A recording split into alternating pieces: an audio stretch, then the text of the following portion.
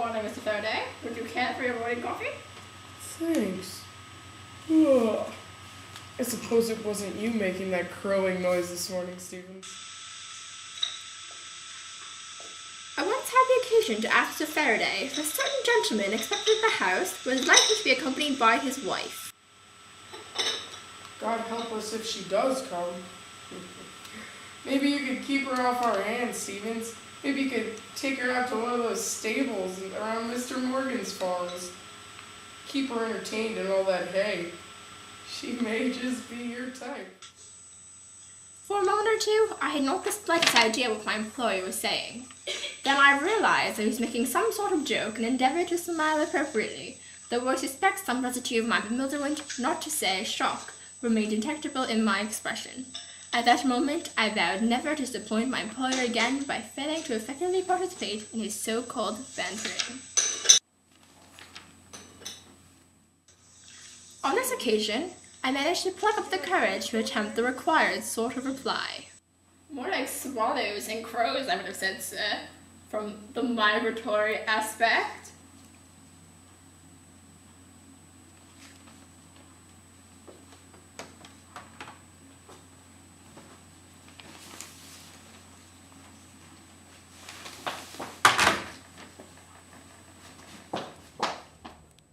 At one point during my employment, Lord Darlington had asked me to convey the facts of life to a guest who was soon to be married.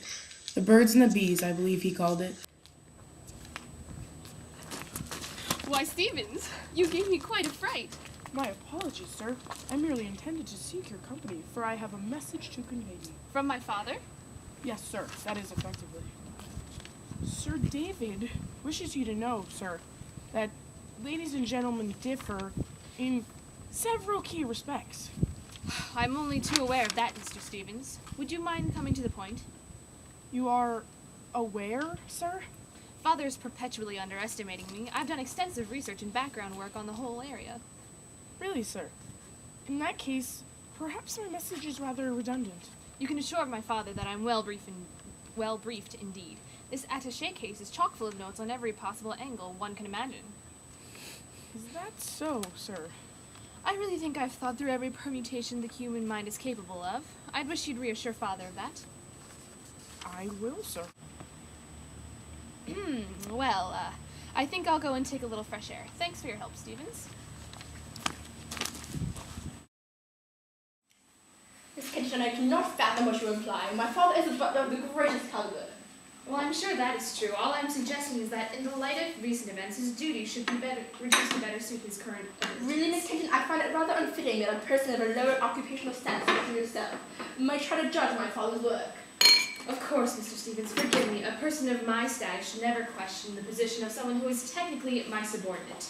What I meant was simply that with your father's age, I caught him making small mistakes, such as misplacing the Chinaman and such. I assure you that were such mistakes to be made, they were not on the account of my father.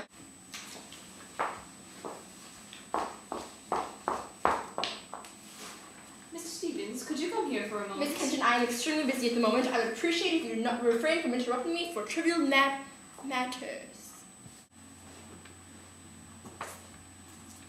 What do you suppose he is doing? He has been pacing that particular patch of grass since I came in here. Is it not the same uneven piece of ground upon which he had his incident? It is as if he has lost something. Perhaps the most precious possession of all.